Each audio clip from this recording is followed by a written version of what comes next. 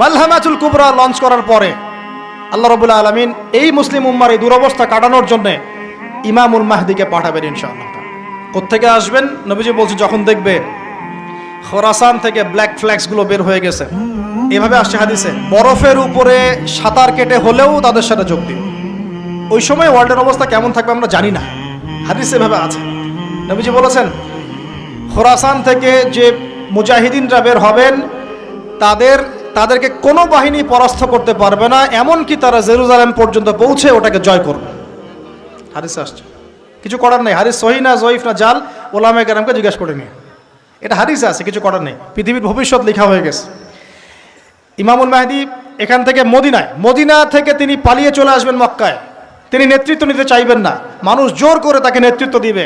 হাজার আসওয়াদ এবং মাকাম ইব্রাহিমের মাঝখানে তার হাতে বায়াত নেওয়া হবে। কতজন বায়াত নেবেন? 313 জন। 300। এরপর শাম থেকে একটা বাহিনী তার সাথে যুদ্ধ করতে আসবে। আল্লাহ পাক তাদেরকে মক্কা মদিনার মাঝখানে বাইদা নামক জায়গায় ধসিয়ে দিয়ে দেবে, ধসে যাবে, সব আসতে পারবে না। তারপরে বনু কালব নামে একটা গোত্র থাকবে আরবে, ওই কালবের সাথে ইমাম মাহদি যুদ্ধ হবে, ইমাম মাহদি জয়লাভ করবেন ইনশাআল্লাহ। তারপরে তিনি সারা ওয়ার্ল্ডটাকে আবার রুল করা শুরু করবেন। হাদিসে আসছে তিনি গুনে গুনে গনিমতের মাল দিবেন না, মুষ্টি ভরে ভরে মুসলমানদেরকে দান করবেন ইনশাআল্লাহ। তারপরে বের হবে মাসিহুদ দাজ্জাল মানুষের রূপে, ওই যে 4টা জায়গার কথা বললাম, সে বের হবে ইত্যাদি ইত্যাদি। এবার সে মানুষের রূপ ধরে আমাদের সমাজে প্রবেশ করবে এবং তার অনুসারীদেরকে নিয়ে ম্যাসাকার করা শুরু করবে। কিন্তু মুসলিমদের মধ্যে একটা বাহিনী শেষ পর্যন্ত তার সাথে যুদ্ধ করতে থাকবে, শেষ পর্যন্ত। লা তুকাতিলুনাল ইয়াহুদ, এমনকি গাছের পিছনে ওরা লুকালেও আল্লাহ নবী বলছেন যে গাছ পাথর কথা বলবে, আমার পিছনে আছে, এসো মেরে যাও। হতে হতে হতে হতে যখন মুসলিমরা একটু কোণঠাসা, আল্লাহ পাক পাঠাবেন আসমান থেকে ওই মাসিহকে, যে মাসিহকে তারা চিনতে পারে নাই। আর ওরা যাকে মাসিহ মনে করছে, তাহলে এই মাসিহটা কে?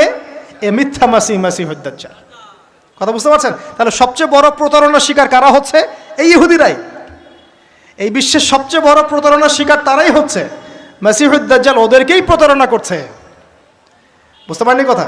ওদের সাথেই সবচেয়ে বড় প্রতারণা হচ্ছে। ওরা মনে করছে এই সত্যিকারের মাসিহ, সে আসলে আমরা বিশ্ব রুল করব, কিন্তু সে সত্যিকারের মাসিহ নয়। ঈসা ইবনে মারিয়াম আসবেন কিভাবে সেটাও এসেছে। 2 জন ফেরেশতার কাঁধে ভর দিয়ে তিনি নামবেন শাম অর্থাৎ সিরিয়ার দামেস্ক শহরের মধ্যে। কোন শহর? দামেস্ক। এই জায়গাগুলো খুব বরকতময়। আল্লাহ নবী দোয়া করেছেন, আল্লাহ শামে বরকত দাও, আল্লাহ ইয়েমেনে বরকত দাও, আল্লাহ শামে বরকত দাও, আল্লাহ ইয়েমেনে বরকত দাও।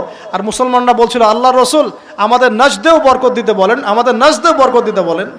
আল্লাহ নবী বলছেন যে নাজদে বরকত না, বরং ওখান থেকে ভূমিকম্প বের হবে, ওখান থেকে শয়তানের শিং বের হবে। চিন্তা করেন, ওই যে বললাম নাজদিরা তুর্কিদের বিরুদ্ধে যুদ্ধ করেছিল, অটোম্যান এম্পায়ারের বিরুদ্ধে যুদ্ধ করেছে ব্রিটেনের সাথে হাত মিলিয়ে। ওরাই এখন সারা বিশ্বে, বাংলাদেশে এদের লেসপেন্সার আছে বহুত, বাংলাদেশে এদের বহুত লেসপেন্সার আছে। তারা বলে, ওই যে দেখবেন যে যখনই আমরা এগুলো নিয়ে আপনাদেরকে সচেতন করতে চাই, বলে এরা তো খারাজি হয়ে গেছে, উগ্র হয়ে গেছে, এই হয়ে গেছে, সেই হয়ে গেছে, এভাবে করে গভর্নমেন্ট প্রশাসন সবার কাছে আমাদেরকে বিতর্কিত করার চেষ্টা করে। অথচ আমরা কি কারো শত্রু? আমরা কি এই আলোচনাগুলো করে ওয়ার্ল্ডের প্রেক্ষাপট বদলাতে পারবো? পারবো না, কিন্তু আমাদের প্রজন্মকে আমরা জানাতে তো পারবো, যাতে তারা আত্মবিশ্বাসী হয়ে গড়ে ওঠে যে আমরা এই নতজানু মনোভাব নিয়ে পৃথিবী থেকে যাব না ইনশাআল্লাহ। আমরা পৃথিবী থেকে মাথা উঁচু করেই যাবো ইনশাআল্লাহ। মুসলিমদের হাতেই বিশ্বের বিজয় লেখা আছে, আস্তে আস্তে বিশ্ব ওদিকে যাবে, এটা তো ওদেরকে জানতে হবে। আমরা তো ওদেরকে জানাচ্ছি মাত্র। তো নাশ থেকে বের হবে শয়তানের শিং, এটা বলা হয়েছে। যাই হোক, এখন ঈসা ইবনে মারিয়াম আসবেন এই সিরিয়ার দামেস্ক, চুল দিয়ে টপ টপ করে পানি পড়তে থাকবে, মুক্তা ঝরছে এরকম পানি। তার নিঃশ্বাস যতদূর পর্যন্ত যাবে ততদূর পর্যন্ত কাফেরা মরতে থাকবে। সুবহানাল্লাহ। এমনকি তিনি খুঁজতে খুঁজতে দাজ্জাল পর্যন্ত আসবেন। দেখবেন যে মুসলিমদেরকে অবরুদ্ধ করে রাখা হয়েছে, বলবেন দরজা খুলে দাও, নামাজের ওয়াক্ত হবে, আজান দেওয়া হবে, ফজরের ওয়াক্ত। ভাই আমরা যদি ফজর মিস করি, আমরা আসলে ওই বাহিনীতে যোগ দিতে পারবো না, বেঁচে থাকলেও জানি না আমরা অত বছর থাকবো কিনা পৃথিবীতে, আল্লাহই ভালো জানেন, এটা আমরা জানি না। কিন্তু এই বিজয়ে সুবহে সাদিকের সময় লেখা আছে, আজান হয়ে যাবে, ইমামুল মাহদি তাকে বলবেন ইমামতি করুন আপনি। ঈসা ইবনে মারিয়াম বলবেন না, এই উম্মতের জন্য ইমামতির অধিকার দেয়া হয়েছে। বলেন সুবহানাল্লাহ। তিনি ইমামতি করবেন না, বরং মুক্তাদি হবেন। দরজা খুলে দাও, নামাজ শেষে দরজা খুলে দেওয়া হবে। দাজ্জালকে খুঁজতে খুঁজতে খুঁজতে এই প্যালেস্টাইন, এই জেরুজালেমের বাবে লুদ নামক জায়গায় তিনি পৌঁছাবেন। সেখানে দেখবেন মাসিহুদ দাজ্জাল আছে। দাজ্জাল তাকে দেখার সাথে সাথেই লবণের মতো গলতে শুরু করবেন এবং সেখানে তিনি তাকে হত্যা করবেন। একজন একজন করে এই সন্ত্রাসী যারা এখন এই নিরীহ মানুষদেরকে হত্যা করছে, এদেরকে হত্যা করা হবে একজন একজন করে, একজনকে ছাড়া হবে না। আমি জন্য বলছি, মন থেকে বলছি, এই যে এক একটা আমাদের বাচ্চা, আমার এক একটা বাচ্চার রক্তের প্রতিশোধ নেওয়া হবে ইনশাআল্লাহ। আমাদের এক একটা বোনের ইজ্জতের প্রতিশোধ নেওয়া হবে ইনশাআল্লাহ। এক একজন ভাইকে যে বুলেট ছোড়া হয়েছে এর প্রতিশোধ নেওয়া হবেই হবে ইনশাআল্লাহ। কে নেবেন? ওই যে বললাম, আপনি পারছেন না, আপনি হয়তো বলছেন দোয়া করছেন এতটুকু পর্যন্তই। ইনশাআল্লাহ তাআলা আল মাহদি আর ঈসা ইবনে মারিয়াম সেটা করে দেখাবেন ইনশাআল্লাহ। তারপরে সেখান থেকে তিনি ইসলামী খেলাফা রিস্টোর করবেন। 40 বছর তিনি পুরো বিশ্বকে শাসন করবেন। কত বছর? তখন অবস্থা এত সুখ সমৃদ্ধির হবে, একটা ডালিমের খোসার নিচে একটা পরিবার আশ্রয় নিতে পারবে। একটা ডালিম দেখেছেন কতটুকু? এটা বড় হবে, বড়, এর নিচে আপনি ঢুকতে পারবেন, এত বড় ফল হবে। উর্বর হবে মাটি, সবুজ শ্যামল, বৃষ্টিপাত বেশি হবে, এগুলো হতে থাকবে। এর মাঝখানে আবার ইয়াজুজ মাজুজ বের হবে। ইয়াজুজ মাজুজ বের হওয়ার পরে পৃথিবী ম্যাসাকার করবে।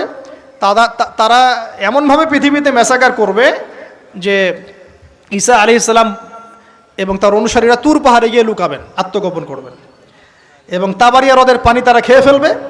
পরের দল এসে বলবে কোনো এক সময় মনে হয় এখানে পানি ছিল, মানে পানি সব খেয়ে সাবার করে ফেলবে। কথা বুঝতে পারছেন? ঈসা আলাইহিস সালাম দোয়া করবেন, আল্লাহ এই আযাব থেকে আমাদেরকে তুমি বাঁচাও। আল্লাহ পাক তখন তাদের ঘাড়ের মধ্যে একটা ভাইরাস দিয়ে দিবেন, ভাইরাস। এগুলো রূপকথা মনে হচ্ছে না অনেকের কাছে? এগুলো সত্য, হাদিসে আসছে, একটা একটা শব্দ সত্য। এরপর 40 বছর এভাবে চলে যাবে, ঈসা আলাইহিস সালাম ইন্তেকাল হবে। তারপরে হাদিসে আসছে মানুষ আবারও খারাপ হওয়া শুরু করবে। এত খারাপ হবে, এত জঘন্য হবে যে আল্লাহ শব্দটা বলার মতো একটা মানুষ আর পৃথিবীতে থাকবে না। একটা মিষ্টি মৃদু একটা বাতাস আসবে, এই বাতাস মুমিনদের বগলের নিচ দিয়ে প্রবাহিত হবে এবং যার অন্তরে এক সরিষা দানা পরিমাণ ঈমান আছে, ওই বাতাসে তার জান কবজ হয়ে যাবে। বাকি থাকবে সব এই যে গরু, ছাগল, হাঁস মুরগির মতো মানুষ, গবাদি পশু। আল্লাহ বলার মতো মানুষ নাই, রাস্তা মোড়ে মোড়ে জেনা করবে। এটা আরো অনেক পরের কথা, অনেক পরের কথা। আমরা ওই যুগ দেখতেও চাই না, বাঁচতেও চাই না ওই যুগে, তাই না ভাই? আল্লাহ পাক বলছেন এরপরে, আল্লাহ রাসূল সাল্লাল্লাহু আলাইহি ওয়াসাল্লাম বলছেন এরপরে একদিন সকালে হঠাৎ করে দেখবে কেনাবেচা করতে করতে, কথা বলতে বলতে, পানি পান করতে করতে, খাবার খেতে খেতে এই যে পশ্চিম দিক থেকে সূর্য উঠে গেছে। তার মানে কি? ওই দিন কিয়ামত হয়ে যাবে এবং এটা এত ফাস্ট হবে, এত দ্রুত হবে।